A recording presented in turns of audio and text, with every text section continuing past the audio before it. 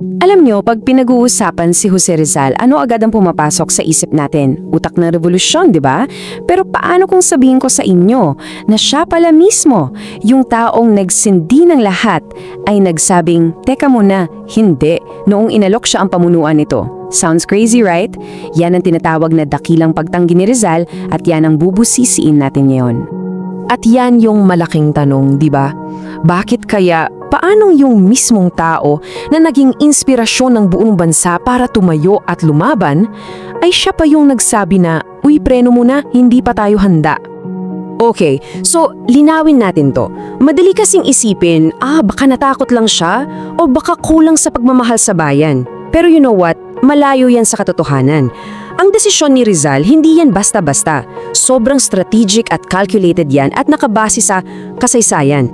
At hindi lang basta kasaysayan. Pinag-aralan ni Rizal, get this, mahigit 300 nabigong pag-aal sa laban sa Espanya. 300, hindi siya basta ng hula, guys. He analyzed centuries worth of data. Centuries of failures. Kasi yun yung kailangan nating tandaan, hindi lang basta novelista si Rizal. Isa siyang matalinong historiador, isang mag-aaral ng mga kabiguan ng Pilipinas. At sa pag-aaral niyang yun, may nakita siyang isang napakalinaw na pattern. At ano tong pattern na to? Unang-una, walang national unity. Isipin nyo, yung mga pag-aaklas noon, tulad ng kay Dagohoy sa Bohol o ng mga silang sa Ilocos, hindi yan para sa isang bansang Pilipinas. Hindi. Laban yon para sa Bohol. Laban yon para sa Ilocos. Kasi ang tingin nila sa sarili nila noon, hindi pa Pilipino. Sila ay mga Boholano muna o mga Ilocano muna. Magkakaiba pa tayo. At yan mismo yung ginamit ng mga Espanyol laban sa atin. Napakatalino ng strategy nila. Dahil watak-watak tayo, ang dali-dali lang para sa kanila na kumuha ng mga sundalo, sabihin nating mula Pampanga para sugpuin yung rebelyon sa Ilocos. Gets nyo? Tayo-tayo yung pinaglalaban nila sa isa't isa. Nakita to ni Rizal at alam niya na hanggat hindi natin nakikita ang sarili natin bilang iisang Pilipino, kahit anong laban, mauuwi lang sa wala, sa pagkakawatak-watak ulit. So ano yung mga key takeaways, ni Rizal mula sa daan-daan taon ng pagkatalo? Simple lang, hinimay niya to sa 3 napakahalagang aral. At ito yung naging pundasyon ng desisyon niya. Okay, so ito yung 3 paulit-ulit na dahilan na nakita ni Rizal sa halos lahat ng failed revolts. Una, yung sinabi na natin, kawalan ng pambansang pagkakaisa. Pangalawa, kulang na kulang sa armas at paghanda.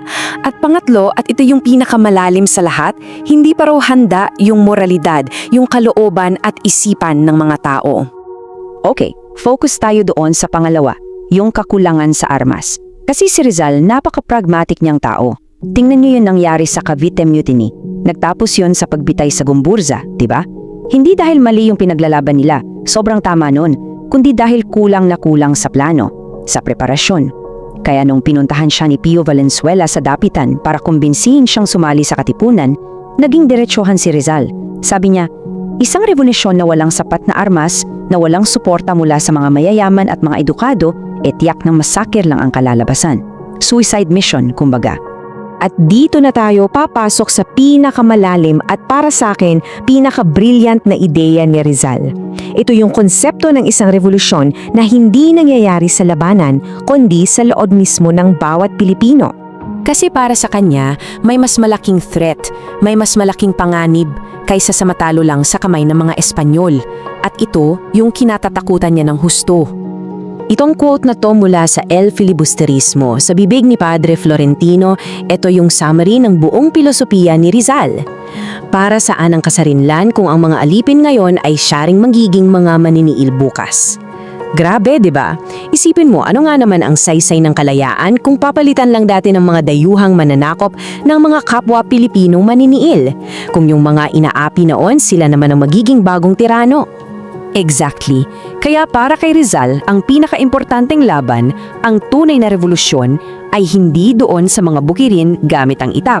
Nasa loob ito, nasa mga eskwelahan, nasa isip at nasa puso ng bawat mamamayan.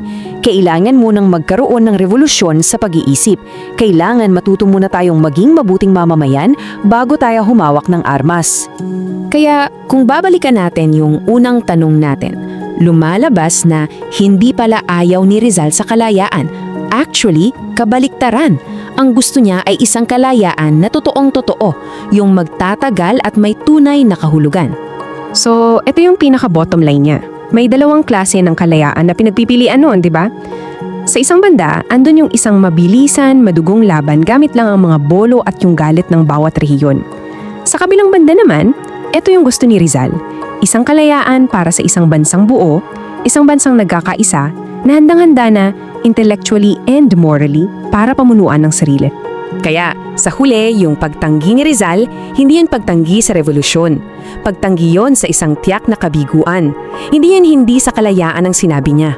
Ang sinabi niya ay hindi pa ngayon, hindi sa ganitong paraan. Tinanggihan niya yung isang formula na for 300 years na patunayan ng paulit-ulit na sa trahedya at pagkakabigo lang hahantong. At yan yung napakagandang tanong na iniiwan sa atin ni Rizal. Isang tanong na sobrang importante pa rin hanggang ngayon. Hindi lang paano ba natin makukuha ang kalayaan, kundi paano ba tayo magiging karapat-dapat para sa kalayaang yun? Ano sa tingin nyo? Ano ba talaga ang kailangan para masabing tunay ng handa ang isang bansa?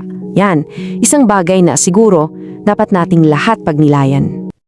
Kung nagustuhan mo ang kwentong ito, huwag kalimutang i-like ang video, mag-subscribe at i-on ang notification bell para sa iba pang alamat at kwentong bayan. I-share mo rin ito para mas marami pang Pilipino ang makaalala ng kagandahan ng ating mga kwento.